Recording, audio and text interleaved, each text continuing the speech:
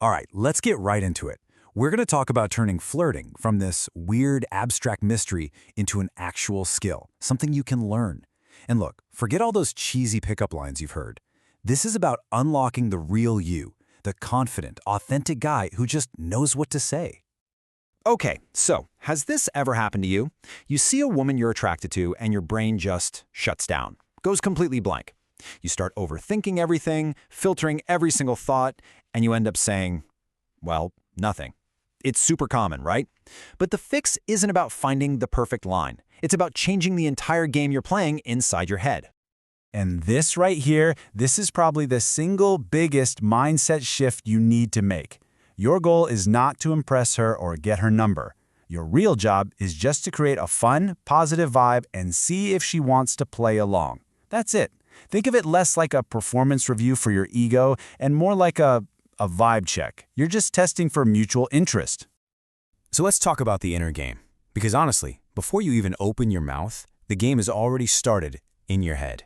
Your vibe, your energy, that's the foundation for everything. If you're anxious, trust me, she's going to feel it. But if you're confident and playful, she'll feel that too. You know, most guys are completely stuck in what you could call the thinker mode. They're anxious, they're overanalyzing every little thing, and they are absolutely terrified of rejection. The goal, the real game changer, is to shift from that to just being the real you. And what's that? It's being focused outward, on her, not on yourself. It's being authentic and, frankly, just comfortable with your own sexuality. And this is exactly why getting out of your own head is so critical. Check this out. Only 7% of a first impression comes down to the words you say. Just 7%. The other 93%, that's pure vibe. It's your body language, your tone, your energy. All that anxiety you're feeling, it's literally sabotaging the 93% that actually matters.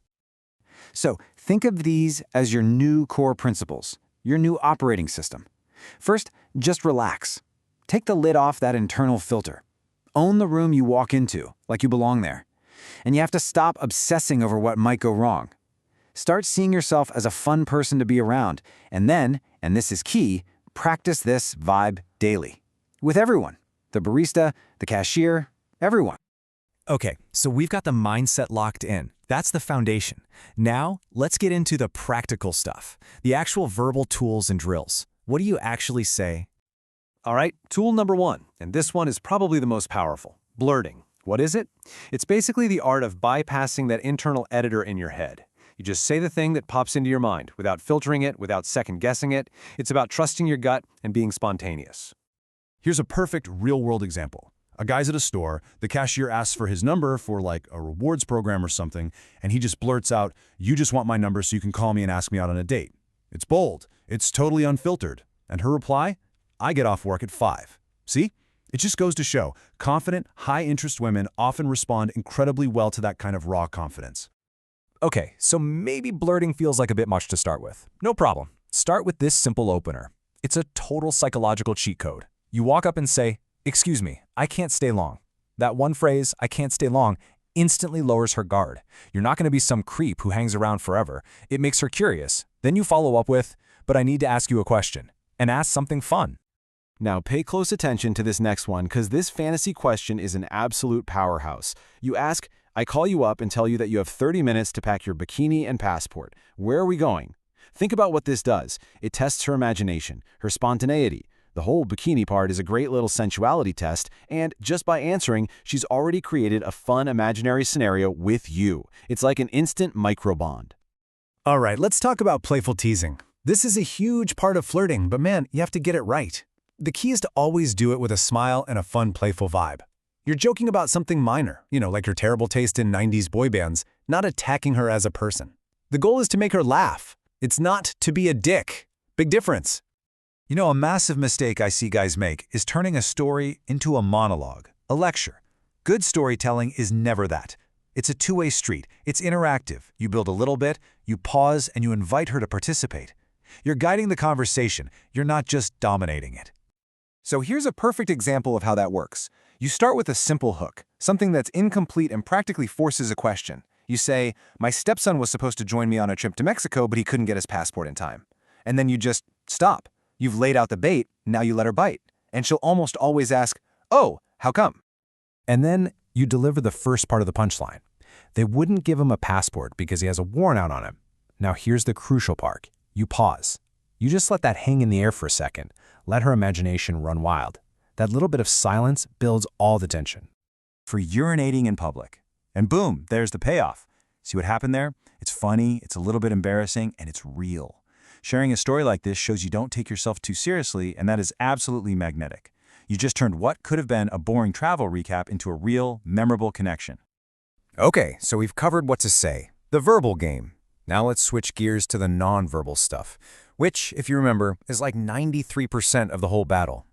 Your actions, man, they are so much more powerful than your words. Think of your eyes as transmitters of interest. This 4-step sequence is pure gold. First, look her in the eye. Second, hold that look for just a moment longer than feels comfortable. That's where you create that electric tension. Third, you look away confidently, which shows you're not needy. And fourth, you look back and you give her a smile. That's the invitation. All right, touch. This is absolutely essential if you want to move things from just friendly to flirty, but you got to do it right.